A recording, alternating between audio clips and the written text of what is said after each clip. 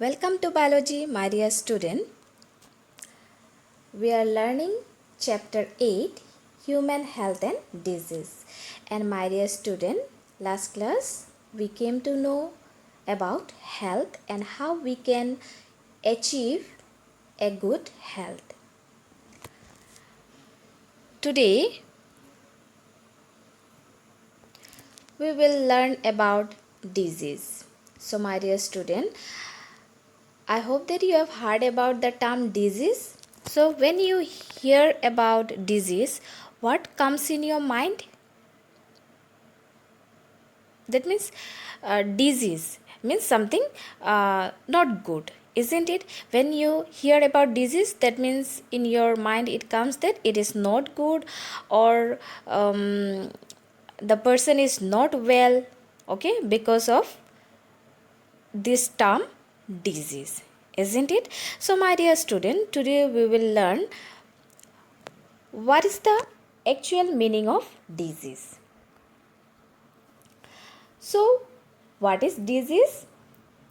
Disease is a condition or state which interferes with the normal functioning of the body and impairs the health. Disease is a state of the body in which the normal activities of the bodies are slightly declined and body is not able to show the normal activities in a normal interval of time, or you'll find that if sometime the condition is too much severe that the body may collapse, okay, and because of which our health, okay, will also show some downfall. And likewise, what happened, disease is a cause for our illness, isn't it? So my dear student, today we came to know about disease, a proper definition of disease. What is the proper definition of disease? So a disease is a condition or state which interferes with the normal functioning of the body and impairs the health. So my dear student, we have seen that it is a condition or state which interferes with the normal functioning of the body. Now, what are the agents of this disease? Why this condition occurs in our body? Okay, so my dear student, agents causing disease. So there are some agents which are responsible for this abnormal functioning of the body, okay, which we call disease. So today we will learn about agents causing disease. Number one agent is biological agents or pathogen. So my dear student, biological agents. So biological agents are the living life, okay, living organism. We may consider mostly the microorganism, okay, most of them are microorganism. Now biological agents are, okay, who causes disease are also known as pathogens. So pathogens are disease causing organism. So organism which is responsible for disease are known as pathogen. So my dear student, biological agents or pathogens, some of the examples are viruses, okay, so viruses causes disease, then bacteria, fungi, protozoans, worms, etc. So these are the examples of biological agents or pathogens because of which what happen, our normal functioning of the body is being interfered, okay.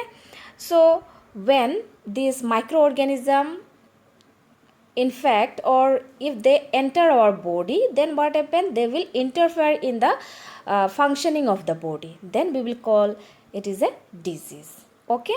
So I hope that the first agent you have understood, biological agents, which are also known as pathogen. The number two agent is nutritional agents.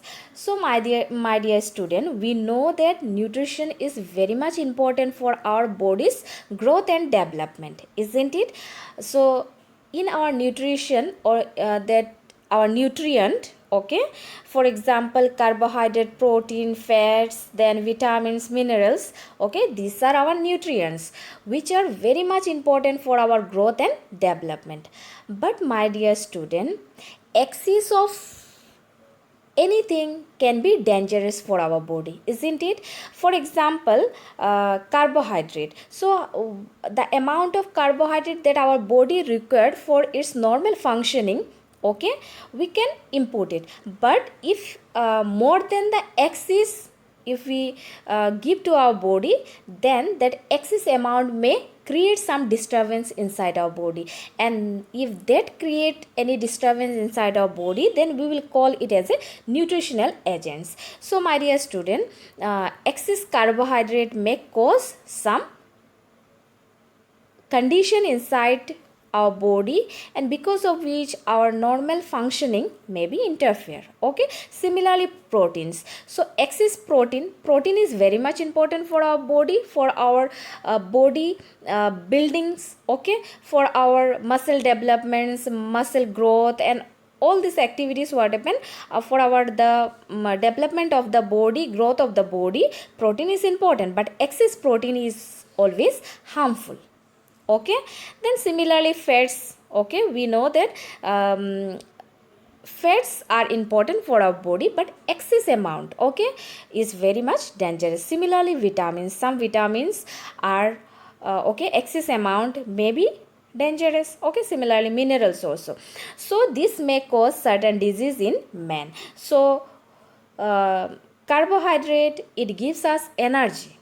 Okay, we know this is a blessing to our body, but excess carbohydrate may be harmful. So you should understand that nutritional agents, okay, this carbohydrate, protein, fats, vitamins, mineral may cause certain disease in men.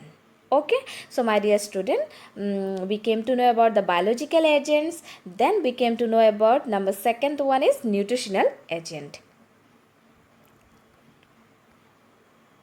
Then my dear student, number 3 is chemical agents.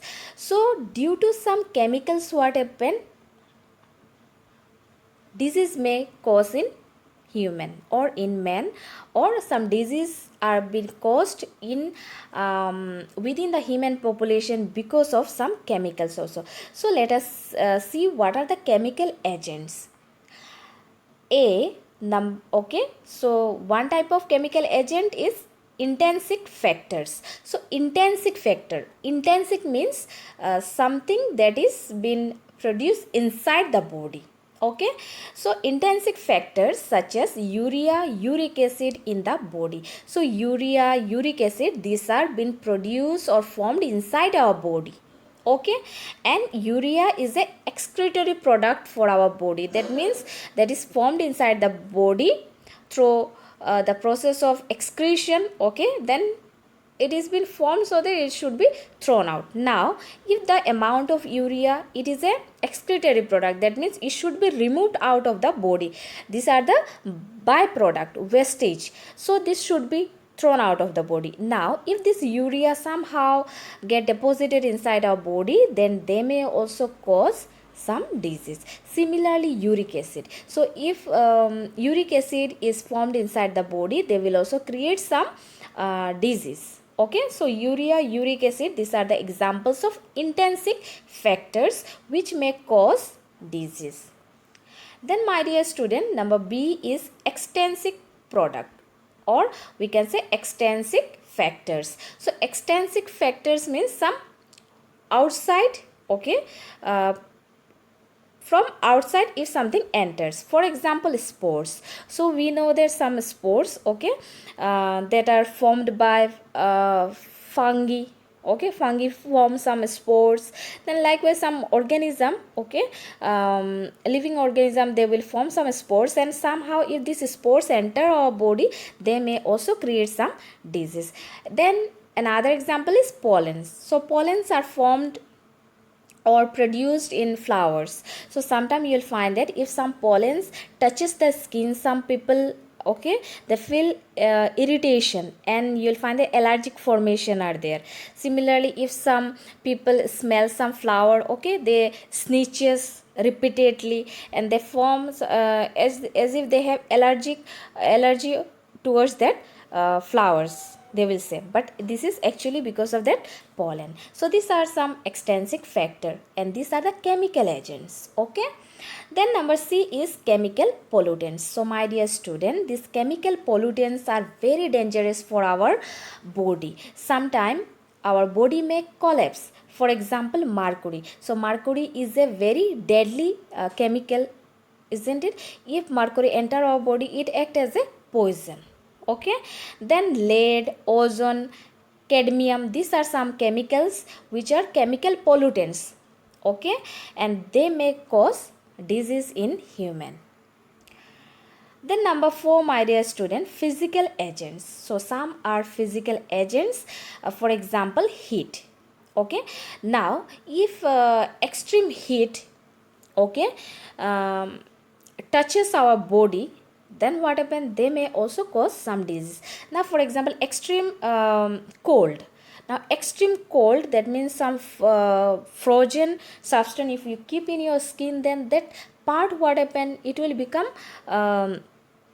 like you can, your nervous system will be for some time it will be seems like it has stopped, isn't it? Now in extreme cold condition, if you go, okay, in some snowfalls, extremely cold, minus 20 degrees Celsius, okay, minus 30-40 degrees Celsius, if there without any protection, if you go, then what happen, you will be collapsed, your body function will be totally stopped. So here what happened, these are some physical agents. Okay, then humidity, temperature. Now too much hot, okay, our body cannot cope up with that environment, isn't it? So because of too much hot temperature also, what happen, our body function may be interrupted and we may face some disease. Similarly, radiation. So my dear student, now in today's world, you have heard about solar radiation, because of the ultraviolet radiation that has been reaching the earth. Okay, now what happened, due to this ultraviolet radiation, some skin disease have been seen among the human population. Then some other radiation also. Okay, so you may see due to some radiation, what happened, you have heard about that mobile network, these radiations are also there, because of which people some mentally also they are been very disturbed, isn't it? So these radiations are the physical agents because of which a normal person life activities, okay, which is running very smooth and normal, may be interrupted and may be disturbed. Okay, similarly electricity. So electricity, what happen, you'll find that it may also sometime cause some disease, isn't it? Electricity is important for us, but you'll find that due to electric shock, okay, various incidents are occurring, various accidents are going on because of electricity. Then my dear student, you have heard about the thunder and lightning. That lightning, okay, because of that lightning, what happened in India, okay, per year so many people are facing death, isn't it? Then that can be also a physical agents. Then sound. Now as you know that sound has been declared as noise pollution. So extreme sound may cause some disturbance in human brain. Okay, and because of which, if a mind is that brain is totally disturbed because of sounds, then what happen, its impact will be in our body activity also. So these are the physical agents that may cause disease. Then my dear student, number 5th is mechanical agents. So mechanical factors which causes injuries, trauma, fractures and dislocation. So mechanical factor, for example, okay, now fracture. Now whenever okay, some accidents happen, okay, some bike accidents or car accidents, some motor vehicles and all that, you have heard that these are some mechanical agents, we may say. So what happened, due to which fracture happen, okay, then dislocation of bones, Okay, then some injuries, some cut. So these are some mechanical agents because of which what happen, your body may suffer.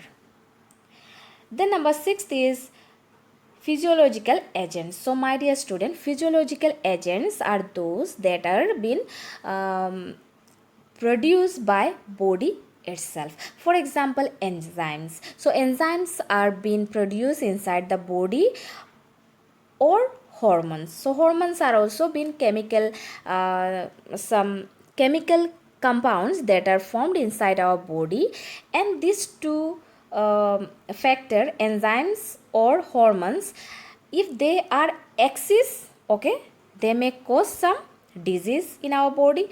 If they are deficiency, if they are less in amount, then also they will form some disease inside our body. So their number should be always in balance. So if they are in balance, then the body will be healthy.